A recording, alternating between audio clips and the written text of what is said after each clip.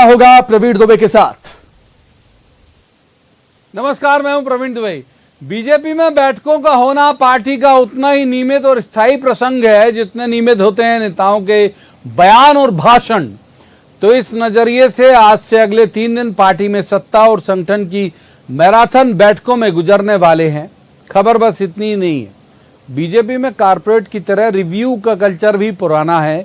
बहुत सारे लोग जिनका कारपोरेट सेक्टर से वास्ता है वो जानते हैं कि मंथ के एंड में रिव्यू मीटिंग होती है जिसमें आप अपना परफॉर्मेंस बताते हैं, चाहे वो पीपीटी की शक्ल में हो या किसी और शक्ल में। तो बीजेपी में ये कल्चर जो है वो पुराना है और मंत्रियों का संगठन और सरकार हर स्तर से अप्रेजल भी कोई नई बात नहीं है। कई बार तो इस अप्रेजल के नतीजे भी चुनाव के ठीक पहले टिकट कट जाने के साथ आते हैं। खैर, 2023 के विधानसभा चुनाव का माहौल समझने बीजेपी में आज से बैठकें शुरू हो चुकी हैं। पार्टी अपने विधायकों और मंत्रियों से केंद्र और राज्य सरकार की योजनाओं का जमीनी हाल जान रही। क्षेत्रवार विधायकों और मंत्रियों से सरकार के कामकाज को लेकर रिपोर्ट भी ली जा रही। ये वो एजेंडा है जो न्यूज चैनलों के कैमरे के सामने विधायकों और मंत्रियों के बयानों के साथ आज दर्ज हुआ है। पर क्या एजेंडा इतना ही है? सीएम शिवराज, प्रदेश अध्यक्ष वीडी शर्मा, प्रदेश प्रभारी मुरलीधर राव, राष्ट्रीय सह संगठन मंत्री शिव प्रकाश की मौजूदगी में हो रही इस बैठक में क्षेत्रवार बुलाए गए विधायकों से क्या उनके इलाके के सियासी मौसम का हाल नहीं लिया जाएगा? क्या नहीं पूछा जाएगा कि सिंधिया गुट की बीजेपी में एंट्री के बाद इन नेताओं के इलाके का राजनीतिक तापमान कितना चढ़ा और कितना उतरा? फिर चुनाव की देहरी पर खड़े विधायक मंत्री भी क्या अपनी जुबान खोलने से खुद को रोक पाएंगे? बैठकों की शुरुआत भी ग्वालियर चंबल संभाग से हो रही है। दमोह चुनाव के सदमे से लेकर रैगांव की हार और जोबट में मार्जिन पर मिली जीत, इन तमाम बातों तक पार्टी संगठन के पास भी तो सवालों की लंबी फहरिस्त है। 230 सीटों के 5 सालाना इम्तिहान से पहले जवाब तो हर एंगल से तलाशे जाएंगे। तो बड़ा सवाल यही कि रूटीन कही जाने वाली बीजेपी के इस रिव्यू मीटिंग में फीडबैक का फाइनल एजेंडा क्या होगा आखिर?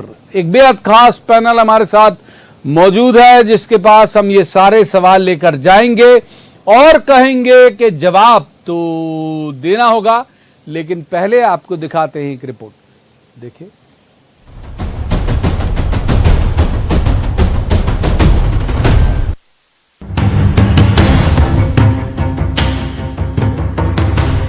जो उन्होंने मैं कहा नवाचार किया है, चाहे विधानसभा में क्यों न किया हो, जो उसने अच्छा किया है वो अच्छा किया है जो अच्छा दूसरों को करना चाहिए। हम लोगों ने, कई लोगों ने सीखा है, कई हमारे साथियों ने अच्छे सुझाव दिए हैं, उनको हमने नोट किए हैं, कुछ लोगों ने हमारे नोट किए होंगे। तो ये सब चीजें मैं समझता हूँ बहुत अच्छा, इससे एक आने वाले समय में पार्टी को मजबूती देगी। बीजेपी जैसे दल में ये तस्वीर नई नहीं।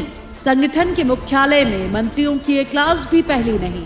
लेकिन सवाल ये है कि 2023 के विधानसभा चुनाव के पहले इस क्लास का सिलेबस क्या वही है जो एमपी में पार्टी के खांटी नेता और कद्दावर मंत्री बता रहे हैं? जनता का फीडबैक आएगा तभी हम नेतृत्व को बताएंगे और नेतृत्व का जो निर्देश होगा उसे नीचे कार्यकर्ता तक ले जाएंगे। क्या इसे 2023 की तैयारी के लिहाज से भी हम तो हमेशा ही तैयारी करते हैं, चुनाव को ध्यान में रख के कुछ नहीं करते। हम कैडर बेस्ड पार्टी है, कार्यकर्ता आधारित पार्टी है और हमेशा हम राजनीतिक दल के लोग हैं, राजनीति पे काम करते हैं।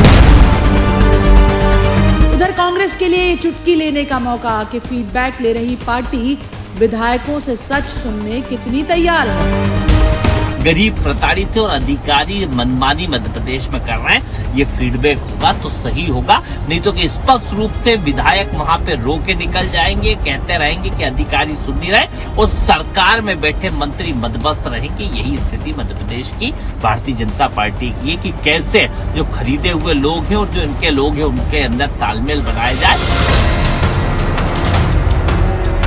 सीएम शिवराज, प्रदेश अध्यक्ष वीडी शर्मा, प्रदेश प्रभारी मुरलीधर राव, राष्ट्रीय सह संगठन मंत्री शिव प्रकाश की मौजूदगी में हो रही इस बैठक के सार पर है निगाहें। प्रदेश कार्य समिति समेत 72 घंटे चलने वाली बीजेपी की मैराथन बैठकों के मंथन में कितना अमृत निकलेगा, कितना विष, जवाब तो देना होगा। भोपाल में शरद श्रीवास्तव के साथ bureau report, news 18 Madhya Pradesh Chhattisgarh.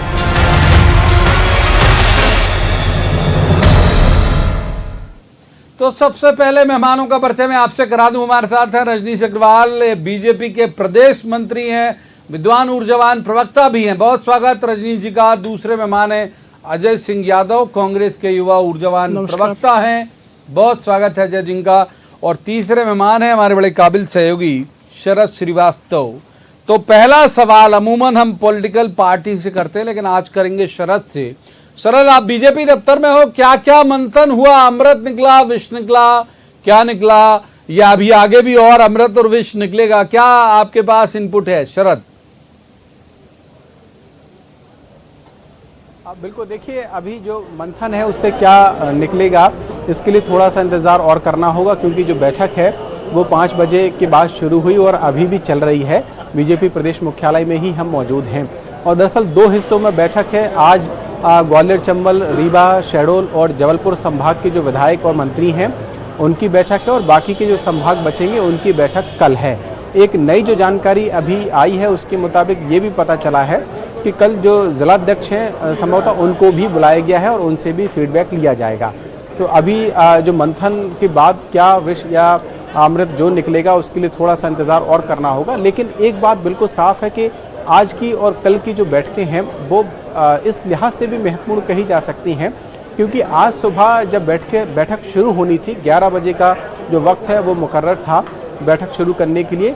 लेकिन बड़ी बात यह है कि मुख्यमंत्री शिवराज सिंह चौहान भोपाल से बाहर थे और ऐसा नहीं है कि वो अचानक से बाहर गए, उनका पहले से प्रस्तावित दौरा था बाहर जाने का और ये बैठक भी पहले से प्रस्तावित थी।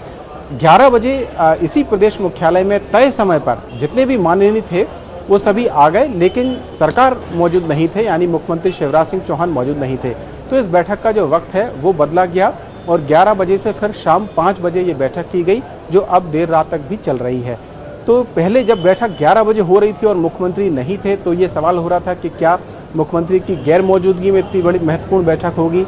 और जब बैठक का समय बदला गया और मुख्यमंत्री के आने के बाद बैठक शुरू हुई तो अब ये कहा जा रहा है कि आखिरकार ऐसी क्या महत्वपूर्ण फीडबैक है जो मुख्यमंत्री के सामने ही होना था। और बहुत महत्वपूर्ण बात कर रहे हैं शरद आप। मैं रजनीश जी के पास जाता हूँ।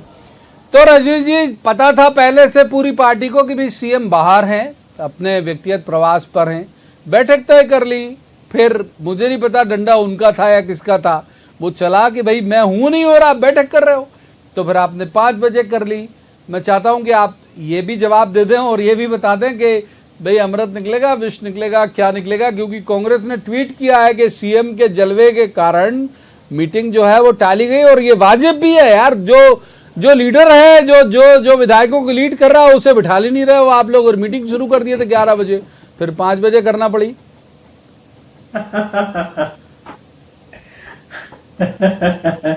देखिए, कुछ लोगों का कोई इलाज नहीं होता, समय उनका इलाज करता है। कांग्रेस के लिए यही सोच मुबारक हो, लेकिन भारतीय जनता पार्टी के लिए निश्चित तौर पर एक सुनियोजित ढंग से बैठकों का क्रम बनता है। उनकी आयोजना पहले से होती है और उसी आधार पर विधायकों को आमंत्रित किया गया था। चूंकि प्रदेश के प्रभारी श्री मुरलीधर राव जी, आदरणीय शिव प्रकाश जी, जिनका मुख्यालय भी भोपाल है, राष्ट्रीय सह संगठन महामंत्री हैं, उनसे भी संवाद होने का लगातार 1 to 1 में सिलसिला चलता रहा। जो मंत्री और विधायक हैं, कई बार सामूहिक तौर पर जो संभागवार विधायक वो साथ में बात करना ना चाहे, व्यक्तिगत बात करना चाहे तो स्वाभाविक है। ये कांग्रेस नहीं है, कमलनाथ जी नहीं है, चलो चलो चलो चलो हो गया, मंत्रियों के लिए भी समय नहीं है। तो यहाँ तो बाकायदा व्यवस्था तय करते हुए व्यक्तिगत संवाद, जिस स्तर पर जो संवाद करना चाहे उस स्तर पर संवाद की व्यवस्था होती है। और जब सामूहिक बैठने का क्रम 5 बजे से बना तो उसके बाद में माननीय मुख्यमंत्री जी, माननीय प्रदेश अध्यक्ष जी, माननीय मुरलीधर जी, माननीय शिव प्रकाश जी, सुहास जी, हितानंद जी, ये सभी मौजूद रहे और सबको पता है। और ये नई बात नहीं है, आपने पैकेज में भी कही, आपने स्वयं भी इंट्रो में कही। तो मुझे लगता है भारतीय जनता पार्टी की पद्धति परंपरा जो जानते हैं वो समझते हैं और इसमें कहीं कतई कोई दूसरी बात नहीं है। किस्सा मेरे उनका है, मैं जानू कि वो जाने, अरे लोगों तुम्हें क्या है, वो गाना मुझे जरूर याद आ गया। इतना खूबसूरत गाना याद दिला दिया। चलिए ठीक है, अजय सिंह यादव, मैं अभी उच्चारित करूंगा तो मैं आधा तो तरन्नुम में ही हो जाऊंगा, इतना खूबसूरत गाना सुना दिया आपने, अरे लोगों तुम्हें क्या है। तो अजय जी, अरे लोगों तुम्हें क्या है?